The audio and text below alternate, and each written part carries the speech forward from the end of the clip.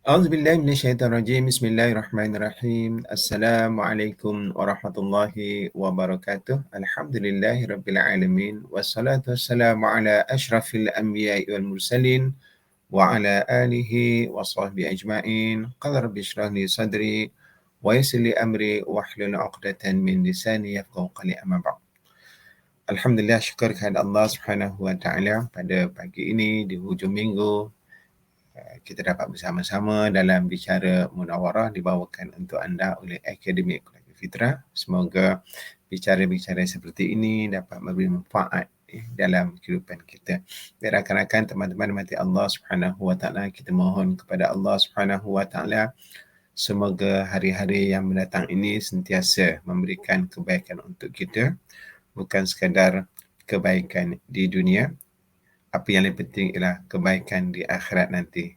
Agar kita mohon kepada Allah Subhanahu wa taala agar kita diberikan Rabbana atina fid dunya hasanah wa fil akhirati hasanah wa qina adzabannar. Kita minta kepada Allah Subhanahu wa taala diberikan kebaikan dunia, diberikan kebaikan di akhirat nanti, dan kita dipelihara daripada azab api neraka. Ada beberapa perkongsian yang saya nak kongsikan dengan rakan-rakan, teman-teman, di mana yang paling utama apa yang nak kita kongsikan biasanya ialah petunjuk daripada Nabi Muhammad sallallahu alaihi wasallam.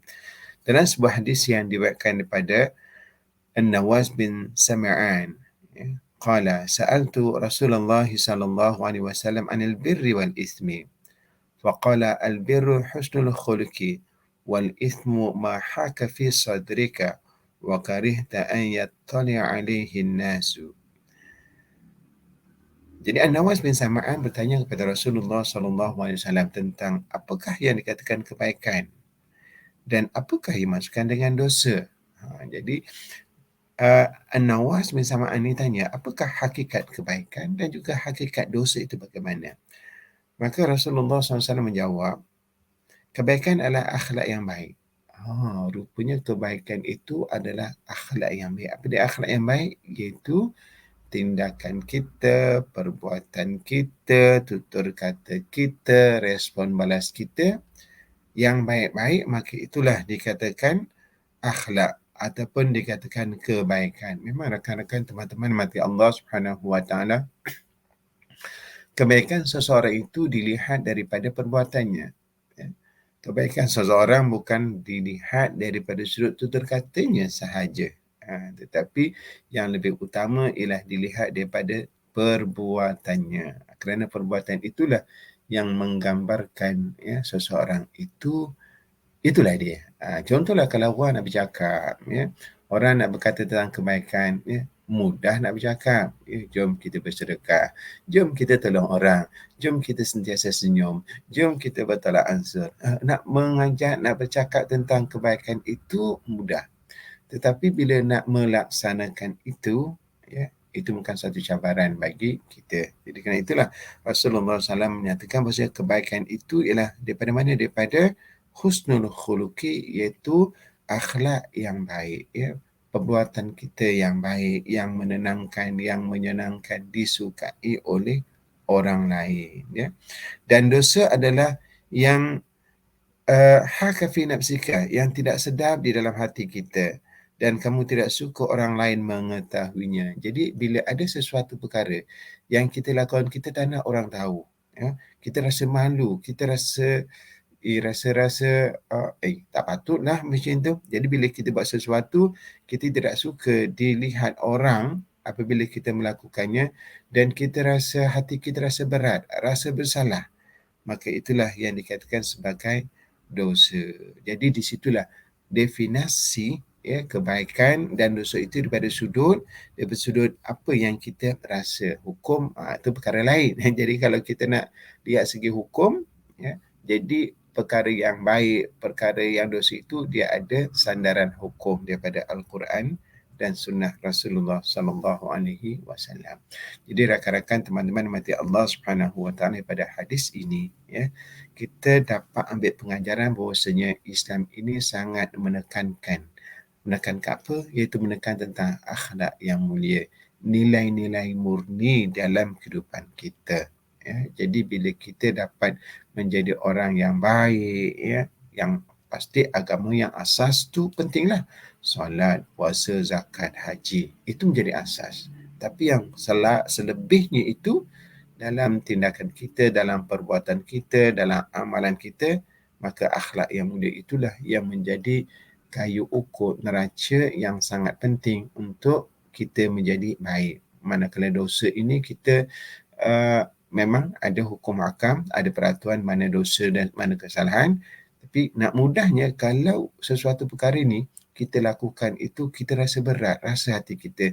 Kita rasa sangat bersalah, ya, dan kita tidak mahu orang lain melihatnya. Maka itu boleh jadikan sebagai indikator perkara yang termasuk dalam kategori dosa. Namun indikator ini hanyalah ada pada orang-orang yang beriman kepada Allah Subhanahu Wa Taala. Kenapa?